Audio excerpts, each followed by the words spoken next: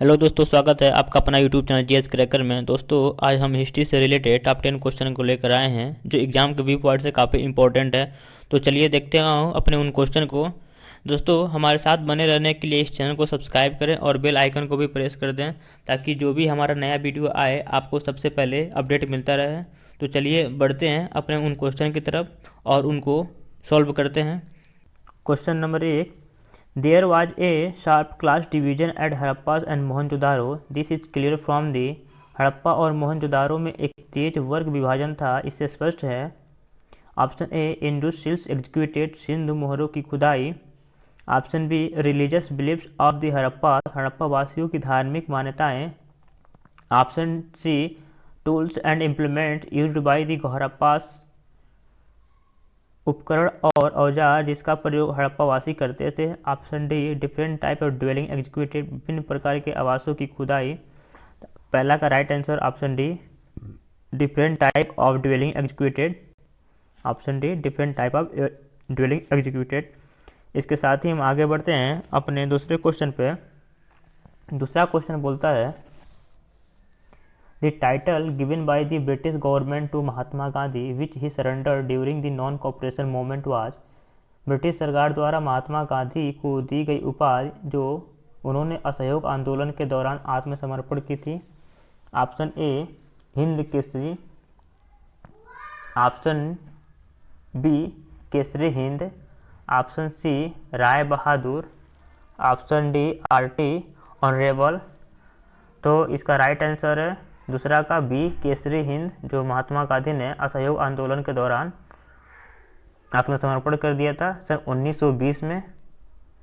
1920 में आत्मसमर्पण किया था। इसके साथ ही हम आगे बढ़ते हैं अपने तीसरे क्वेश्चन की तरफ। तीसरा क्वेश्चन बोलता है, Tipu Sultan was the ruler of. Tipu Sultan का शासक था।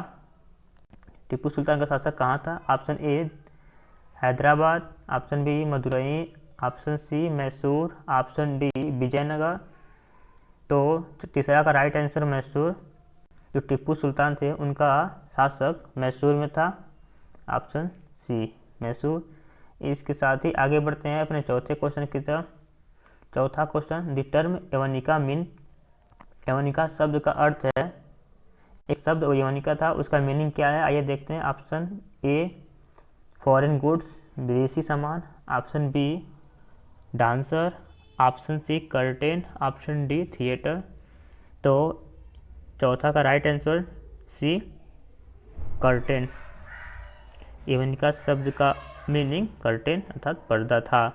आइए आगे बढ़ते हैं अपने पांचवें क्वेश्चन की तरफ। पांचवा क्वेश्चन बोलता है, the term khalisa in Mughal administration signified the. Mughal प्रशासन में खलीसा शब्द ने संकेत दिया। Option A, entire imperial establishment, संपूर्ण इम्पीरियल स्थापना। Option B, land on the imperial himself, भूमि के मालिक खुद सम्राट थे। Option C, religious land grants, धार्मिक भूमि अनुदान। Option D, land from where revenue was collected for the imperial treasury, वह भूमि जहाँ से राजस्व शाही साम्राज्य के लिए एकत्र किया गया था। तो पांचवा का right answer option B, land on the emperor himself.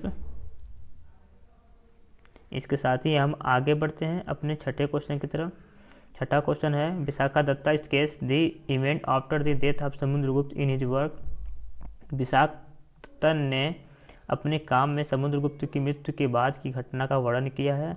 Option A, Mudrarakshasa. Option B, Devi Chandraguptam. Option C, Mrichchhakatika. Option D, Malavikagnimitra.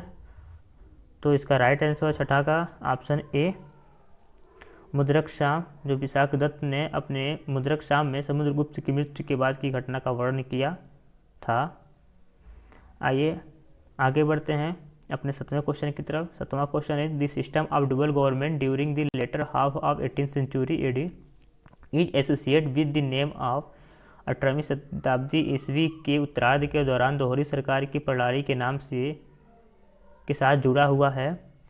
Option A, Clive. Option B, Cornwallis.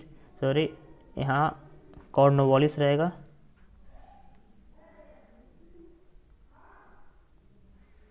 आप इसको चेंज कर लीजिएगा देखकर। Option C Warren Hasting, option D William Bentinck. तो 7वां का right answer है Robert Clive. Option A Robert Clive ने डुअल सिस्टम अर्थात डुअल गवर्नमेंट सिस्टम लाया था 1765 में, 1765 में, जो 1772 तक चला था। इसके साथ ही आगे बढ़ते हैं हम अपने 8वें क्वेश्चन की तरफ। 8वां क्वेश्चन बोलता है the Vedas content all the truth was interpreted bye. वेदों में वे सभी सत्य हैं जिनकी व्याख्या की गई थी। Option A Swami Vivekananda, option B Swami Dayananda, option C Raja Ram Mohan Roy, option D none of the above, उपरोक्त में से कोई नहीं।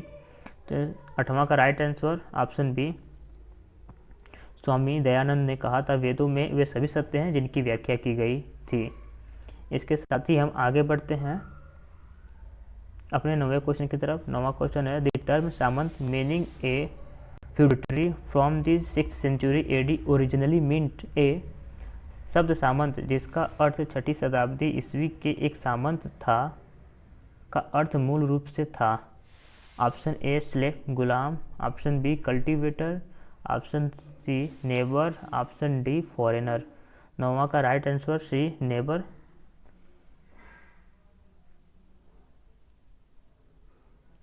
9वां का राइट आंसर नेबर होगा। इसके साथ ही हम आगे बढ़ते हैं अपने 10वें और लास्ट क्वेश्चन की तरफ।